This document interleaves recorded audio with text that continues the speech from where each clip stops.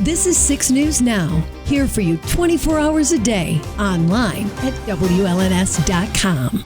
And as the possibility of war continues, so does the threat of supply chain issues. The U.S. Secretary of Commerce is urging Congress to pass a bill that would boost U.S. manufacturing and fight inflation, saying it would make things easier for the auto industry, allowing more access for them to get semiconductor chips. Now, these chips are mostly made overseas and have been a major factor for automakers, and the lack of has caused many local GM plants to close its doors for many weeks at a time over the last 2 years. Now, those in favor believe fixing the shortage would boost the nation's economy, but some lawmakers oppose, saying the actual problem would go back to the workforce.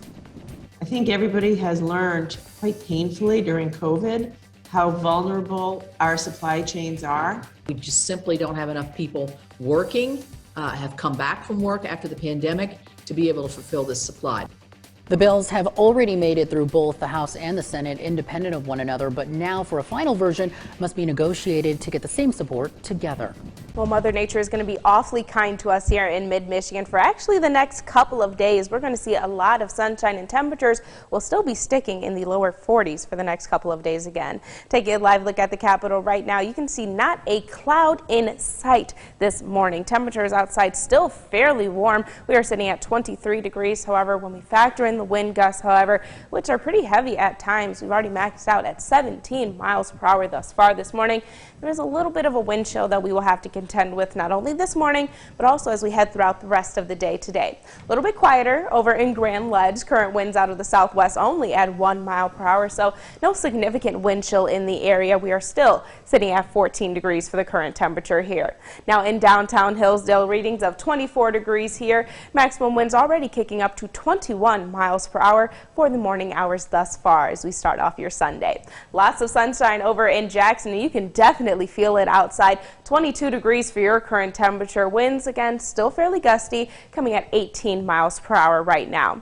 In St. John's this morning, starting out at 27 degrees. Maximum winds already kicking up to 30 miles per hour for your wind gusts this morning. Now we will be under a wind advisory from 10 a.m. this morning, expiring around 6 p.m. this evening due to some gusty conditions that we are expecting in the area. You can see right around the early portion of the afternoon, we are going to be dealing with wind gusts anywhere between that 30 to 50 mile per hour mark possible in the region. This is going to continue as we move throughout the majority of this evening before winds slowly die down as we move throughout the overnight hours tonight. So there still is some relief on the way, but again, if you do have anything outside that can blow around fairly easily, a good idea to take the time right now to bring that inside. Now when talking conditions, mostly sunny conditions throughout the day today, we are still going to remain fairly dry throughout the majority of the day tomorrow. We just increase the cloud cover a little bit in the area. Now Monday evening, a little bit of a different situation. We have this low pressure system moving into the area, going to bring around a freezing rain Monday evening. This will slowly transition over into scattered rain showers throughout the overnight hours,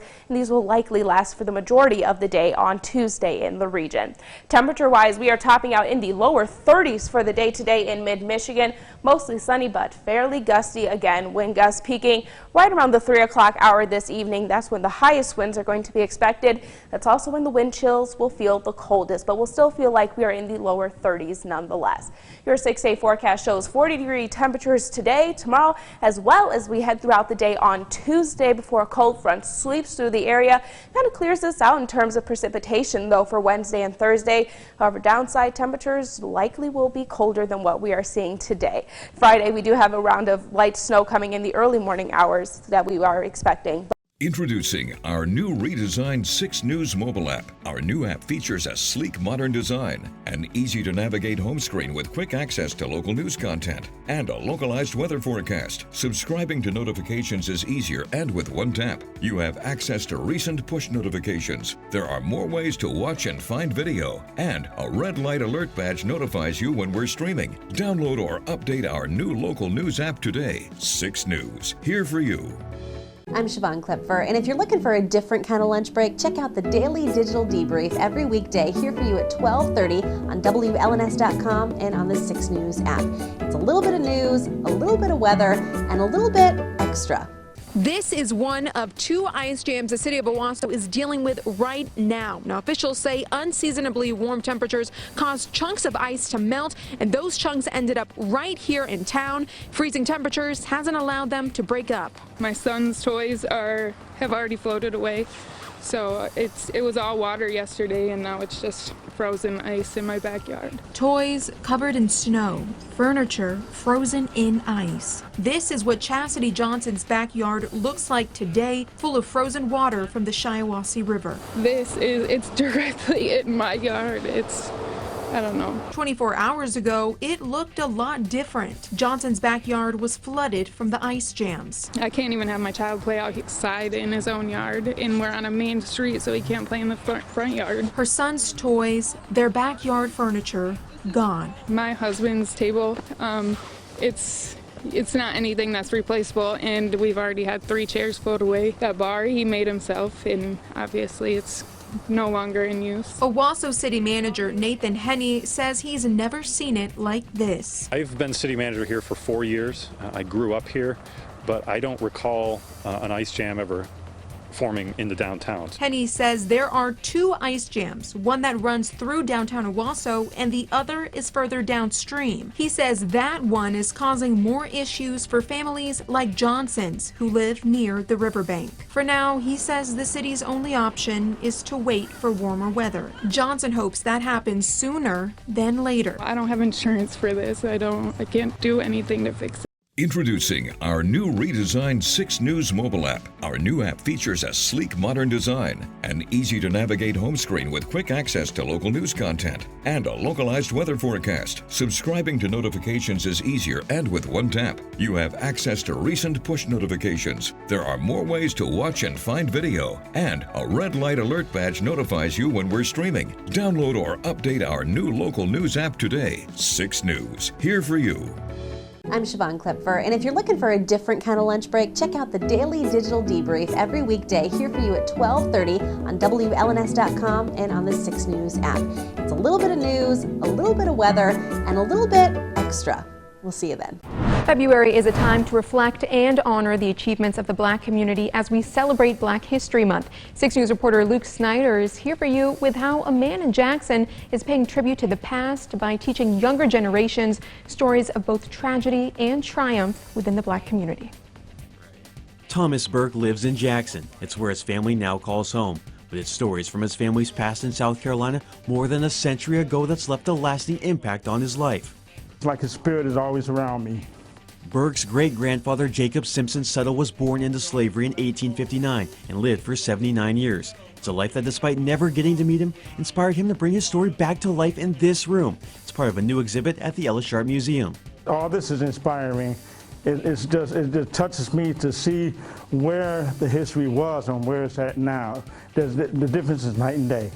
There are more than 90 pieces on display, all collected by Burke. They show the struggles and discrimination African Americans face in places like in school, jail cells, on the bus, and just walking down the street. Yeah, I'm talking about a 12-year-old kid arrested for drinking from a white water fountain.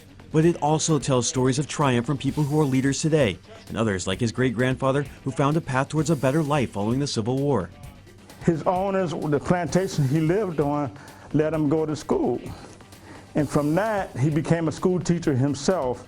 And I do have some of his, 3 of his teacher certifications dated on display here. That passion for teaching planted the seed of educators in his family, including Burke, who is the founder of Save Our Youth. It's a program helping mentor kids in Jackson, and he hopes that when they see this display of history, they not only learn to dream big, but to also look in the mirror to discover who they want to be.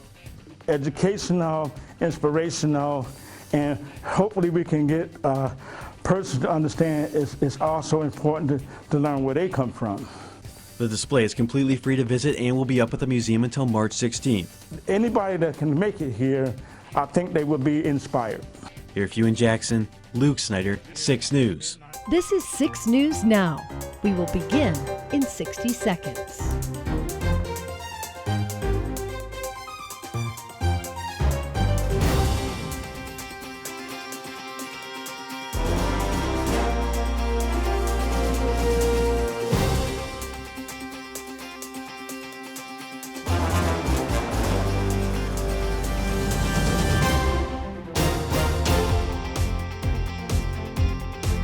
6 News Now will begin in 30 seconds.